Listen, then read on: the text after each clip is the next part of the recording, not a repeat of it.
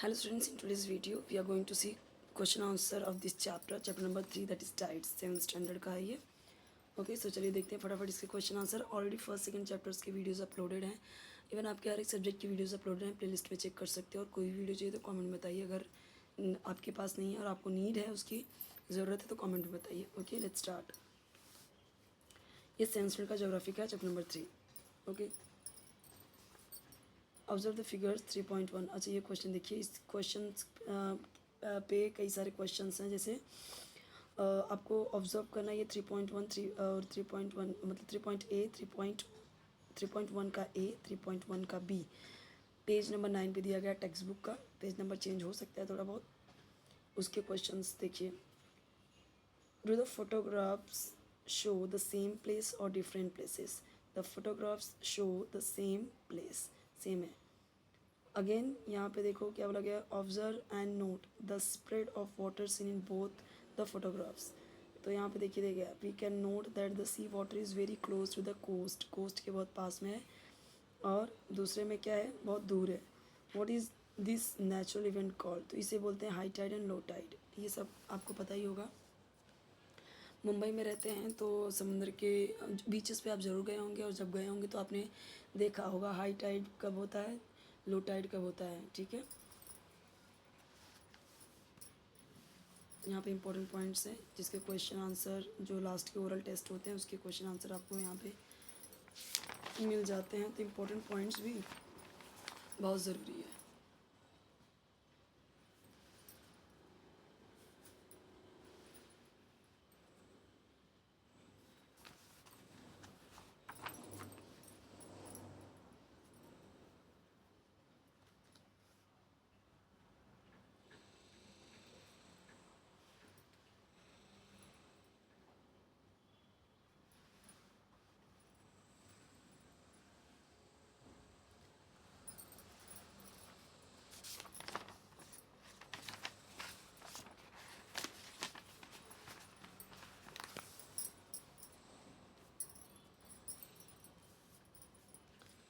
यहाँ पे देखिए ब्लैंक है. Is the main reason of wave generation heat wind depth.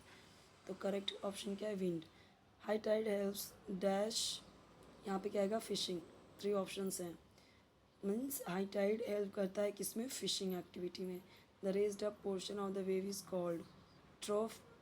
Crest length, तो crest. On what does the velocity of waves depend? So the velocity of waves depends upon the velocity of the wind. यानी जो velocity of waves होता है वो depend करता है velocity of wind पे. What are the 2 main types of tides? तो बताया मैंने कि जो मेन टाइप्स है टाइड्स के वो कौन कौन से, स्प्रिंग टाइड्स एंड नीप टाइड्स. अच्छा ये अलग है. Okay. On which days do the spring tides occur? The spring tides occur on the new moon and the full moon days. Yes, तो इसका बहुत जो मून है तो बहुत मतलब मेन रीज़न होता है लो टाइड और हाई टाइड का.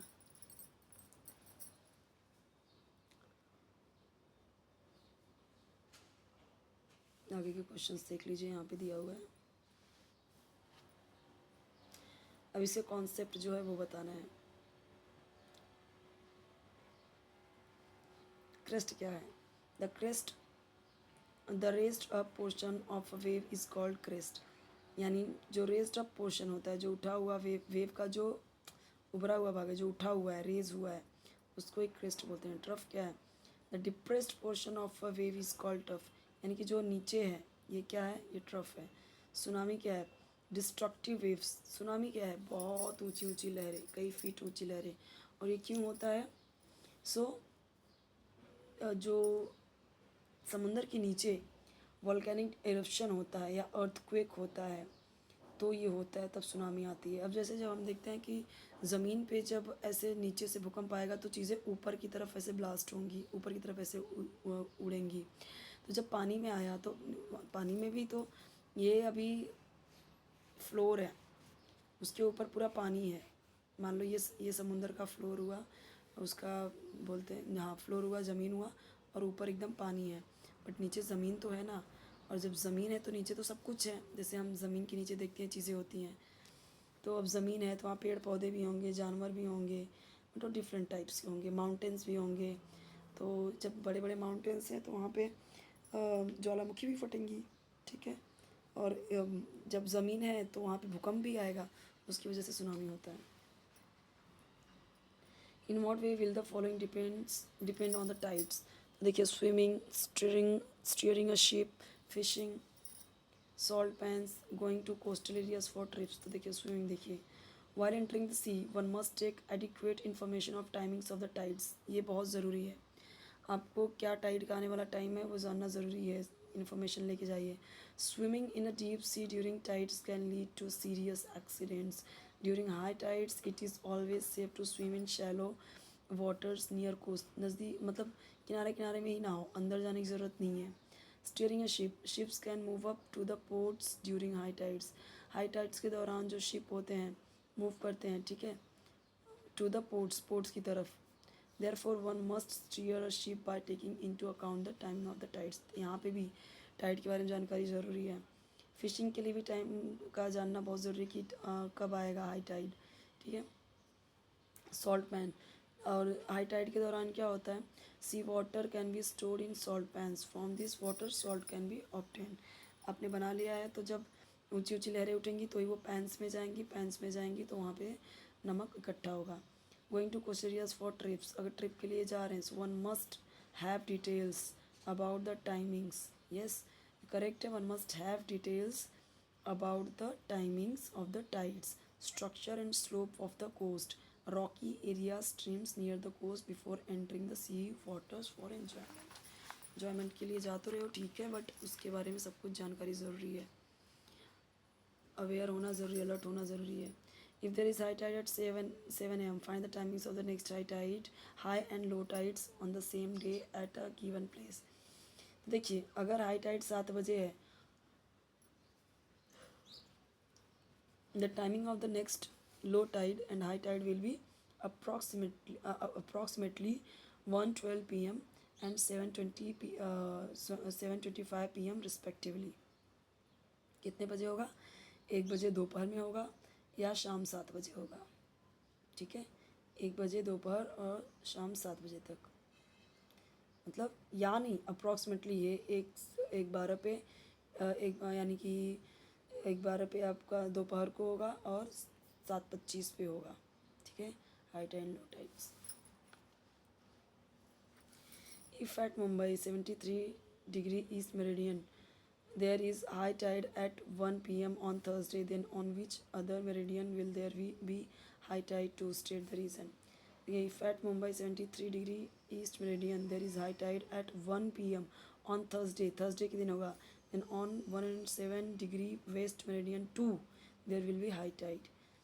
तो यहाँ पे वही बोला गया कि अगर मुंबई 73 डिग्री ईस्ट मेरिडियन पे है, मतलब कि हाई टाइड है 1 बजे थर्सडे को, तो ऑन विच अदर, तो कौन से दूसरे मेरिडियन पे होगा हाई टाइड, मतलब उसी टाइम पे हाई टाइड किधर होगा, और रीज़न भी बताना है। तो रीज़न क्या बताना है, अच्छा यहाँ पे क्या बताया, ये जगह पे a place on the earth located at the opposite point of the place experiencing high or low tide also experiences high or low tide respectively at the same time। ठीक है, यहाँ पे रीज़न भी दिया हुआ है। Explain the reasons for the generation of waves। The main reason for the generation of waves in wind is wind। क्या है मेन जनरेशन waves का, wind है। Sometimes sea waves are also generated due to the earthquakes or volcanic eruption occurring below the floor of the sea। तो कभी कभी क्या होता है, जो सी वेव्स होते हैं वो जनरेट होते हैं अर्थक्वेक के दौरान भी या वोल्केनिक eruption के दौरान भी होता है, जो फ्लोर सी के मतलब फ्लोर ऑफ द सी के ऊपर जो होता है। How are the sea waves form, sea waves कैसे फॉर्म होते हैं, the wind pushes the wind water, जो हवाएं होती हैं वो विंड वाटर को क्या करती हैं, पुश करती हैं। Due to the impact of wind energy the sea water gains momentum. तो सी वाटर में क्या होता है, मोमेंटम मिलता है, और रिपल्स यानी लहरें get developed on its surface, in this way the sea waves are form. तो ऐसे हवाएं, ऐसे लहरें बनती हैं हवा की वजह से, ओके। यानी कहने का मतलब है जो तरंगे उठ रही हैं, वेव्स उठ रहे हैं, वो हवा की वजह से भी जो लहरें छोटी छोटी होती हैं। How can the length and amplitude of a sea wave be expressed. The length and amplitude of a sea wave can be expressed with the help of its peak and through trough. The length of the sea wave can be expressed by the distance between two peaks or two troughs. The amplitude of the sea wave can be expressed by the difference of height between the peak and the trough of the sea wave. आगे के answers यहाँ पे देखिए, effects क्या हैं waves के। देखिए waves क्या होता है, उससे इरोजन होता है हेडलैंड्स का, और वो क्या बीचेस क्रिएट करते हैं, मतलब protected locations in the base. Tides are influenced more by the moon than the sun. Okay, moon से ज़्यादा टाइड्स होते हैं किसके कंपैरिजन में, सन के। Compare to the sun the moon is quite close to the earth. क्यों? क्योंकि moon ज़्यादा नज़दीक है सन के कंपैरिजन में। As its effect the gravitational force of the moon becomes more effective than that of the sun. Okay, अब नज़दीक जो है वो अट्रैक्ट कर रहा है ना, therefore tides are influenced more by the moon than the sun. At some places along the coast, the low-lying areas turn into lagoons or marshy lands. जो low-lying area होती हैं along the coast यानी coast के नज़दीक are flooded and drained by the salt water brought in by the tides. This process leads to a gradual deposition of some sea water and sediment in the low-lying area. इसका answer देख लीजिए आप। Channel को जरूर subscribe कीजिए, video like कीजिए, friends के साथ शेयर कीजिए अपने, और जो भी वीडियो आपको चाहिए कमेंट में ज़रूर बताइए। चैप्टर ये थोड़ा सा लेंदी है तो इसका क्वेश्चन आंसर भी ज़्यादा है। जो रिमेनिंग आंसर है इसका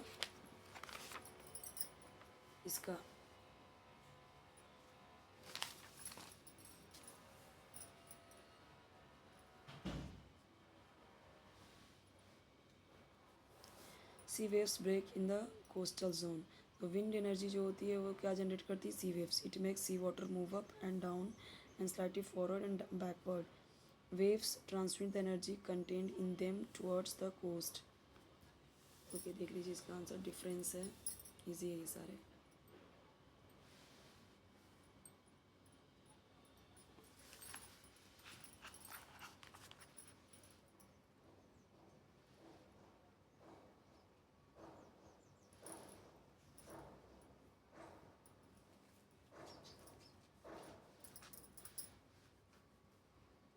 सुनामी वेव्स के बारे में देखिए, बहुत डिस्ट्रक्टिव वेव्स होती हैं, बहुत नुकसान करती हैं। 2004 में जब आया था बहुत ही ज़्यादा नुकसान हुआ था, ठीक है।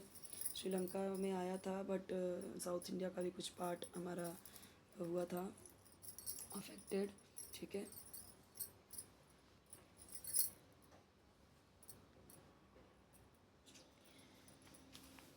इस साउथ में नहीं, ईस्ट साइड में आया था।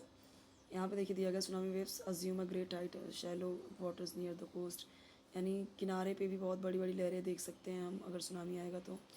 और सुनामी जब सुनामी आता है तो फिर क्या होता है कि बहुत ज़्यादा प्रॉपर्टी और लाइफ का ह्यूज लॉस होता है। यहाँ पे देखिए दिया गया है 2004 में सुनामी वेव्स जब आया था तो उसने क्या किया था, अर्थक्वेक की वजह से हुआ था। और कहाँ पे हुआ था, जो near place near Sumatra island of Indonesia. Indonesia का जो सुमात्रा प्लेस है वहाँ पे आया था, उस आइलैंड पे, मतलब इंडोनेशिया आइलैंड पे आया था सुमात्रा के पास में। और दे डिवास्टेटेड द ईस्ट कोस्ट। हाँ देखिए, ईस्ट कोस्ट दिया गया है यहाँ पे इंडिया का, वो भी एज वेल एज श्रीलंका पे भी, मतलब ये इंडोनेशिया, श्रीलंका, ये तीनों, इंडिया, ये तीनों जगह पे ये इफेक्ट हुआ था। यहाँ पे दिया गया है।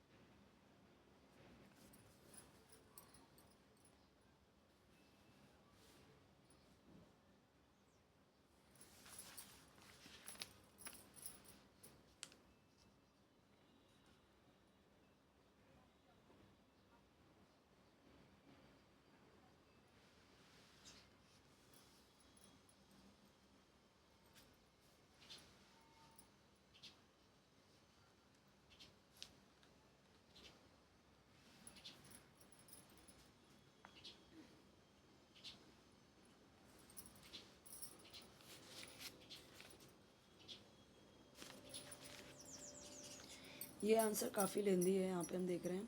Explain the stable diagram how the timings of the tides change daily, कि किस तरीके से डेली चेंज होता है। तो यहाँ पे देखिए पूरा दिया गया है, आंसर काफ़ी लेंदी है। यहाँ पे आपको ये अब एक्सप्लेन करना है इसे पूरा, तो वैसे तो ये इतना लॉन्ग आंसर आएगा नहीं, फिर भी समझने के लिए आपको कॉन्सेप्ट समझना ज़रूरी है। इतने लॉन्ग आंसर्स आते नहीं हैं, और आएगा तो शॉर्टकट में आप लिख सकते हो उसे। प्रोसेस इसका अगर हम देखें तो ये 8 पॉइंट्स आपको लिखने पड़ेंगे, क्योंकि हर एक पॉइंट्स जो हैं वो पूरा प्रोसेस बता रहा है इसका। तो ऐसा नहीं है कि 5 मार्क्स के लिए आया तो सिर्फ 5 पॉइंट्स ही लिखोगे, क्योंकि ये फिर पॉइंट्स रह जाएंगे, और ये एक्सप्लेनेशन है इसका, ठीक है, इस डायग्राम का। Prepare a chain by matching the following. अब यहाँ पे देखिए वेव्स है, तो अब यहाँ पे है group A, group B, group C. तो prepare a chain by matching the following.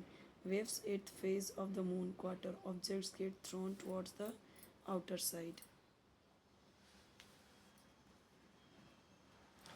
Which phase of the moon does it show? The diagram shows the phase of quarter moon. तो यानी कि क्या बोल रहा है, जो डायग्राम है क्या दिखाता है, ये इस पे दिया गया 3 पॉइंट, ये जो ऑब्जर्व फिगर, ये आपको देखना है, क्वेश्चन देगा, ध्यान से देखना पहले। 3.8 ऑफ नीप टाइड का है ये, उसके बारे में क्वेश्चन हैं कि what are the relative positions of the moon, the sun and the earth, ये यहाँ पे दिया हुआ है। तो हमारा ये चैप्टर कंप्लीट होता है। नेक्स्ट चैप्टर हम आपका 4th चैप्टर देखेंगे नेक्स्ट वीडियो में। कोई भी वीडियो चाहिए तो कमेंट सेक्शन ज़रूर पूछिए, ओके। बताइए आप, मैं बना दूंगी वीडियोस का, चाहे वो एक्सप्लेनेशन हो, चाहे आपके ग्रामर पार्ट्स हो, इंग्लिश, हिंदी, मराठी, कोई भी राइटिंग स्किल्स हो, किसी भी सब्जेक्ट का, इन तीनों में से ज़रूर मैं बता दूंगी, ठीक है। यहाँ पे आपको बताना है कि आप क्या प्रिकॉशन लेते हो जब समुंदर में तैरने जाते हो, सुनामी क्या है, ये तो आप गूगल पे भी बता सकते हो कि सुनामी क्या है, और आप इसी टेक्स्ट बुक में ही है सुनामी क्या है, हमने अभी देखा, ठीक है। Tell the timings of the tides occurring on the 1st and 3rd quarter days of the month. अगर आप इन सब का आंसर देखोगे ना, तो आपको जो इंपॉर्टेंट पॉइंट्स मैंने बताए थे उसमें ही आपको मिल जाएंगे। और मैंने आपको बोला भी कि आपको ऐसे जो ओरल टेस्ट वाले होते हैं, देखिए टाइमिंग वाला, और क्या पूछा था सुनामी के बारे में, tsunami, what is tsunami, destructive waves of tsunami, देखो कॉल्ड सुनामी, मस्त ये दिया हुआ है। यहाँ से देखिए, यहाँ पे सुनामी क्या है पूरा भी लिख सकते हो, ये हो गया आपका, ठीक है। चैनल को सपोर्ट ज़रूर कीजिए, वीडियो पूरा एंड तक देखिए, ओके। डाउनलोड ना करके अगर आप पूरा वीडियो देखते हो तो चैनल को थोड़ी सी हेल्प मिलेगी, सपोर्ट मिलेगा आपका, जिस तरह से चैनल आपको सपोर्ट कर रहा है। तो चैनल को सपोर्ट ज़रूर कीजिए, और बेल आइकन प्रेस कर दीजिए, ताकि जब भी न्यू वीडियो अपलोड करूँ तो आपको उसका नोटिफिकेशन ईजिली मिल जाए, आप इजीली देख पाओ, ढूंढने की ज़रूरत ना पड़े आपको।